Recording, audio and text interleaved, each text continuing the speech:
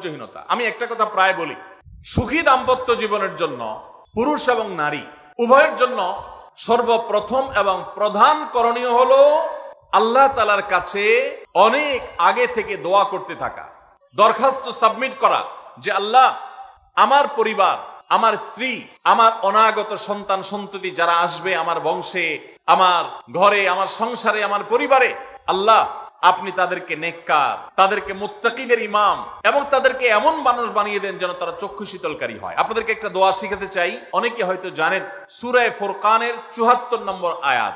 সূরার নাম কি বলেছি? ফুরকান। আয়াত নম্বর কত বলেছি? ৭৪।